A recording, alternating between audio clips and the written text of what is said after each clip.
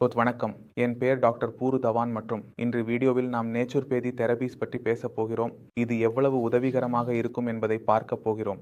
இந்த நேச்சுரோபதி தெரபீஸுகள் நாம் அடிக்கடி காண்பதும் கேள்வி கேட்கும் வகையில் உள்ளது. எனவே நேச்சுரோபதி தெரபீஸில் பல வகையான தெரபீஸுகள் உள்ளன.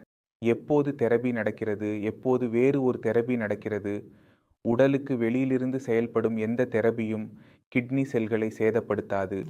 அது உடலுடன் குளிர்ந்த பொருள் வரும் வரை கொண்டாட்டத்தில் நீங்கள் குளிர்ந்த நீரில் குளித்ததாக கருதுங்கள் அல்லது நீங்கள் மண் குளியலில் இருந்ததாக கருதுங்கள். அதன் பிறகு உங்கள் உடல் மிகவும் குளிர்ந்துவிடும். பின்னர் உங்களுக்கு காய்ச்சல் வந்தால் அந்த காரணத்தால் உங்கள் நிலை உறுதியாக உயர்ந்துவிடும். இங்கு கிட்னி கெட்டுப்போகாது. அது வெப்பம் வருவதால் மட்டுமே கட்டின் லெவல்சம் பறக்கிறது என்பது தெரிந்த விஷயம். இரண்டாவது, நாம் ஒவ்வொரு சிகிச்சைக்காக சென்றால் உணவு மற்றும் பானம் மிகவும் மாறுபடுகிறது. உணவுகளை முற்றிலும் நிறுத்தி விடுகிறார்கள். கோதுமை உணவும் அரிசி உணவும் இல்லை.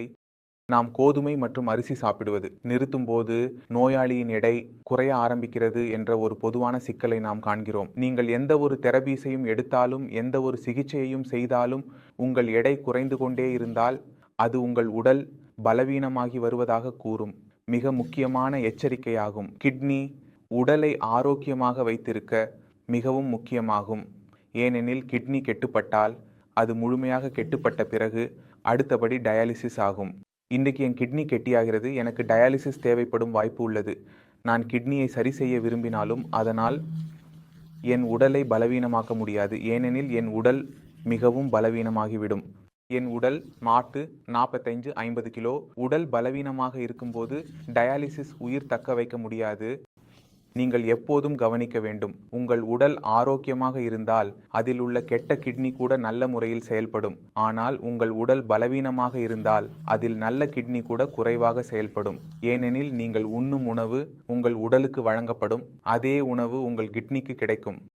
கிட்னி உணவு தனியாக இருக்காது. எனவே நீங்கள் உணவின் உள்ளே நல்ல நல்ல பழங்கள், நல்ல காய்கறிகள் சாப்பிடுகிறீர்கள் மற்றும் நல்ல பழங்கள் மற்றும் காய்கறிகள் சிந்தித்து இதனால் என் உடல் இயங்கும் என்று நினைத்தால் அது நடக்க முடியாது. நீங்கள் நோயுற்ற போது உங்கள் உடல் எடை இழக்க தொடங்கினால் உங்கள் உடலில் பலவீனம் அதிகரிக்கும், இரத்தம் குறையும், உங்கள் உடலில் மொத்த நீர்ப்பாசனமும் குறையும், கால்களில் வீக்கம் ஏற்படும்.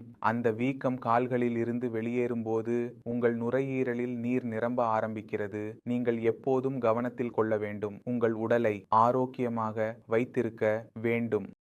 நீங்கள் நோயாளியாக இருக்க விரும்பவில்லை, கிட்னி பிலின் நோயாளியாக ஆக விரும்பவில்லை என்றால் நீங்கள் நேச்சுரோபதி தெரபீஸை தொடங்கலாம்.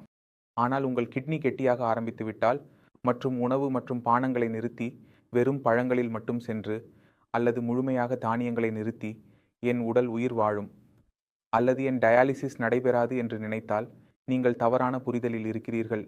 நாம் எந்த நோயாளியையும் டயாலிசிஸ் செய்யாமல் காப்பாற்ற வேண்டும் என்றால் எங்களுக்கு ஒரே ஒரு வழி மட்டுமே உள்ளது என்பதை நீங்கள் புரிந்து கொள்ள வேண்டும். அது கிட்னியின் செயல்பாட்டை பற்றியது. கிட்னி ஒரு பலவீனமான உறுப்பாக உள்ளது. அதற்கு உணவு வழங்க வேண்டும். நாம் இதற்கு உணவு வழங்கும் போது அது நல்ல முறையில் செயல்படும். அவனை உணவு தராமல் விட்டால் குறைவாகவே செயல்படும். அடிக்கடி நோயாளி உணவு மற்றும் பானம் குறைவாக எடுத்துக்கொள்கிறார். உணவுப் பொருட்களில் அதிகமாக இருக்கிறார். தானியங்களை முற்றிலும் நிறுத்துகிறார். எடை குறைக்கிறார். ஆரம்ப நாட்களில் கேடனின் கொஞ்சம் குறைகிறது. நோயாளியின் உடல் பலவீனமாகவே உள்ளது. இப்போது கேடனின் வேகமாக அதிகரிக்க தொடங்குகிறது. நோயாளியின் உடல் பலவீனமாகிவிட்டது. நோயாளி உணவை சரியாக சாப்பிடாததால் ஏற்படலாம். பேஷண்டின் உடலில் பலவீனம் உள்ளது. பேஷண்டின் உடலில் பலவீனம் இருந்தால் கிட்னியில் தானாகவே பலவீனம் அதிகரிக்கிறது. இதற்காக கிட்னியின் செயல்பாட்டின் திறன் மேலும் குறைந்தது மற்றும் எங்கள் நிலை குறைந்தது. ஆனால் நாங்கள் எப்போதும் எங்கள் உடலுக்கு ஆற்றலை வழங்குகிறோம்.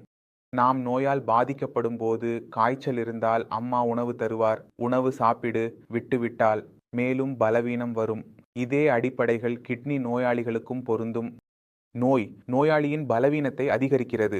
உணவு மற்றும் பானம் நீங்கள் பலவீனமாக்கும் உணவுகளை சாப்பிட்டால் நீங்கள் சிக்கலில் சிக்குவீர்கள். நீங்கள் கவனமாக இருக்க வேண்டும். நீங்கள் தினசரி அடிப்படையில் எவ்வளவு புரதம் எடுத்துக்கொள்கிறீர்கள் என்பதுதான் முக்கியம். நீங்கள் கிட்னி பில்லர் நோயாளிகள் என்றால் புரதத்தின் அளவை அதிகரிக்கிறீர்கள்.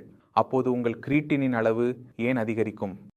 இங்கு கிட்னி கெட்டதால் உங்கள் கிரெட்டினின் நிலை அதிகரிக்கவில்லை. கிரெட்டினின் நிலை அதிகரிக்கிறதற்கான காரணம் நீங்கள் எடுத்த உணவில் உள்ள புரதம் அதிகமாக கிரெட்டினில் மாற்றப்படுவதால் ஆகும்.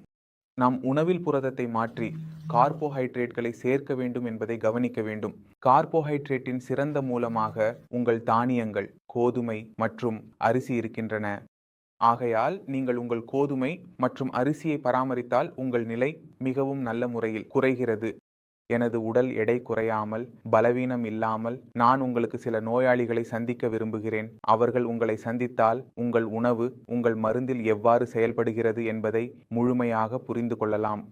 நீங்கள் சரியான விஷயங்களில் செயல்பட வேண்டும் மற்றும் நீங்கள் முடிவுகளை பெறுவீர்கள். மிகவும் கவர்ச்சிகரமாக உள்ளது. ரமேஷ்ஜி, இவ்வாறு கிட்டின் அளவு குறைகிறது.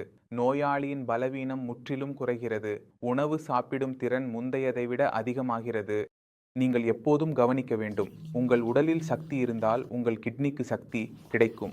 ஆனால் உங்கள் உடல் பலவீனமாக இருந்தால் உங்கள் கிட்னி நீண்ட காலம் செயல்படாது. நீங்கள் இந்த விஷயத்தை புரிந்தால் உங்கள் சிகிச்சை இங்கே முடிகிறது. இதோடு நீங்கள் சிஸ்டம் செல்ல அனுமதி பெறுவீர்கள். அடுத்த வீடியோவில் சந்திப்போம். அப்போது வரை வணக்கம்.